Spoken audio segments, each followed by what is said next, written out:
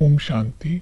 12 अगस्त 2026 की साकार मुरली से होमवर्क।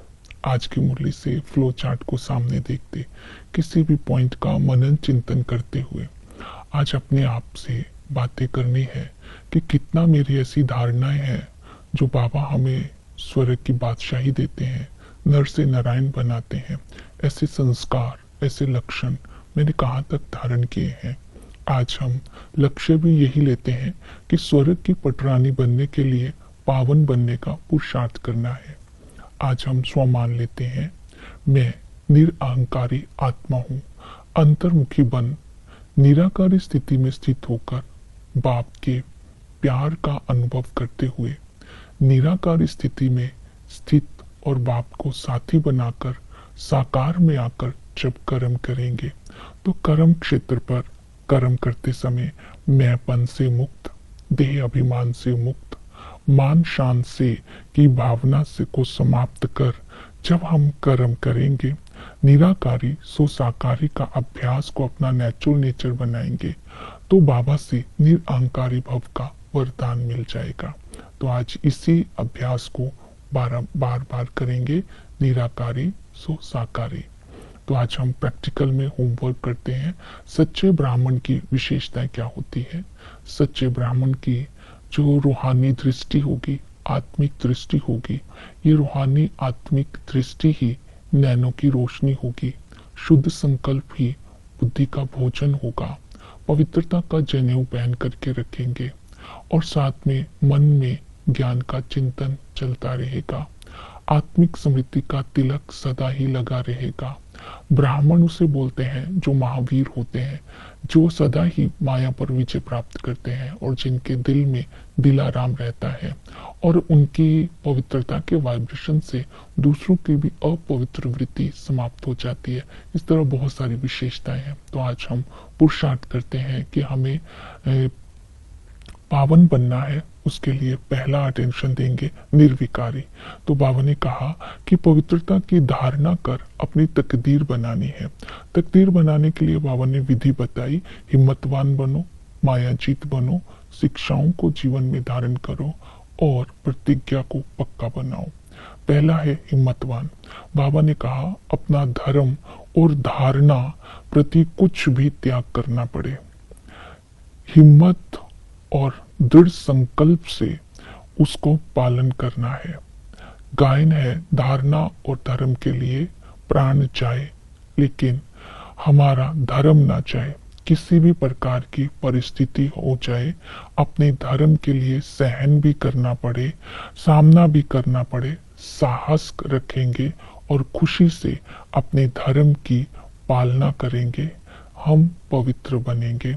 तो इसी तरह इस संकल्प में भी अपवित्र नहीं बनना है। इस धर्म व धारणा का पालन करना है, इसमें हिम्मतवान बनना है। दूसरी विधि बताई मायाजीत। माया बड़ी दुष्टर है, जबरदस्त है। जो बच्चे अच्छा पाठ बजाते थे, जो आई वेल पर बाबा के मददगार थे, जो ध्यान में जाते थे, वो बच्चे भी आज नहीं है। तो इसलिए माया के तूफान आने से गिर जाते हैं। तो माया पर विजय प्राप्त करने की विधि बताई। इस स्वमान में सदा स्थित रहना है। मैं त्रिकालदर्शी हूँ। त्रिकालदर्शी बनकर हर कर्म करने वालों पर माया वार नहीं करेगी। सदा ही योग में रहना है। जो योग में रहेगा उस पर भी माया का वार नहीं होगा। इस स्वमान में रहना है कि मैं ईश्वरीय संतान हूँ। जब बाबा साथ होगा तो भी माया का वार नहीं होगा। मैं सच्चा ब्राह्मण हूँ, इस स्मृति में रहना है। तो ये स्मृतियां, ये स्वमान को इमर्ज रखेंगे तो मायाजीत बनते जाएंगे। फिर है प्रतिज्ञा। बाबा के साथ हमने प्रतिज्ञा की है, पवित्रता की धारणा की, अपनी प्रतिज्ञा पर पक्का रहना है। फिर बाबा ने शिक्षा दी, पवित्रता की प्रतिज्ञा कर अगर विकार में गए तो गिर जाएंगे, धक्का खा लेंगे, काम की चोट लग जाएगी। इसलिए कभी भी पवित्रता की प्रतिज्ञा को छोड़ना नहीं है, इस पर पक्का रहना है, इस शिक्षा को अपने अंदर धारण करना है। तो इन बातों को धारण करते हुए निर्विकारी बनना है। दूसरी विधि बताई वैराग्य। बाबा ने कहा भंबोर को आग लगनी है, ये पुरानी दुनिया है, बॉम्ब्स चलेंगे, झट से कितनों की मौत हो जाएगी तूफान में, गांव के गांव ही खत्म हो जाएंगे, शरीर भी छूट जाएंगे। जिस बाबा ने कहा खून की नदियां बहेंगी। ये कल्प कल्प ये यूरोपवासी बॉम्ब्स चलाए हैं उन्होंने, तो इसी के द्वारा पुरानी दुनिया का विनाश होना ही है। बाबा ने कहा लेकिन तुम्हें ज्ञान है, इस खून की नदियां बहने के बाद घी और दूध की नदियां बहेंगी। हम नई दुनिया में जाएंगे। इस ज्ञान की स्मृति को इमर्ज करते ही पुराने शरीर, पुरानी दुनिया से वैराग्य स्वतः हो जाता है। फिर है धारणा। बाबा ने कहा इतना पुरुषार्थ करना है कि राजाई में आकर राजकुमार बनकर झूले में झूलेंगे। अभी किसी भी प्रकार कोई भी परिस्थिति कभी भी क्रोध नहीं करेंगे, परमत में नहीं चलेंगे। तो बाबा ने कहा किसी की बुरी व अच्छी बात के प्रभाव में नहीं आएंगे। संकल्प में घृणा भाव किसी के प्रति नहीं रखना है। देह भान में आकर नाम मान शान में नहीं आना है और ना ही किसी भी प्रकार का विकर्म करना है। आत्मा समझना है अपने को और न्यारे और प्यारे होकर निराकार सोसाकारी का पाठ बचाना है। ये धारणाएं पक्की रखनी है। फिर है याद। याद के लिए बाबा ने कहा मन मना भव होकर के रहो। याद करने की विधि बताई निरंतर याद। निरंतर याद करने की विधि बताई मुंह में मोहल्ला डाल करके रखो। दूसरी विधि बताई मैं परमात्मा का बच्चा हूँ, ये अभ्यास पक्का करो। तीसरी विधि बताई कि प्राप्तियों को याद करो। जो बाप को याद करेंगे तो माया की प्रवेशता नहीं होगी, विघ्न नहीं पड़ेंगे, गिरेंगे नहीं, देह अभिमान के वश नहीं होंगे। इसलिए बाबा को प्राप्तियों को याद करके योग बल को जमा करना है। फिर बाबा की महिमा बुद्धि में रखो तो भी निरंतर याद रहेगी कि बाबा पतित पावन है, बृहस्पति की दशा पर बिठाते हैं, पूरे भारत पर जीवन मुक्ति देते हैं, संजीवनी बूटी देते हैं, स्वर्ग के रचयिता है।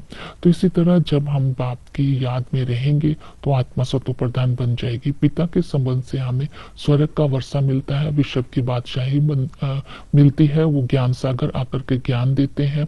इस ज्ञान से नर से नारायण बनते हैं। इस ज्ञान में ड्रामा के चक्र को बुद्धि में रखना है। ज्ञान की संजीवनी बूटी से आत्मा की सदगति हो जाती है। वो सतगुरु आकर रावण से हमारी रक्षा करते हैं, हमें पति से पावन बनाते हैं, सर्व की सदगति हो जाती है। वो साजन आकर के हमें सतयुग की पटरानी बनाते हैं, बागवान आकर के हमें कांटों से फूल बनाते हैं। चक्कर को बुद्धि में रखना है कि सतो प्रधान सतो रजो तमो में आत्मा ही आती है। जब आत्मा सतो प्रधान थी तो हम नर से नारायण थे, वहाँ ज्ञान की प्रारब्ध थी, वहाँ कृष्णपुरी व सूर्यवंशी कहलाते थे। पारलौकिक बाप को याद नहीं करते थे, वहाँ एक ही बाप था और एक ही धर्म था, एक ही राज्य था।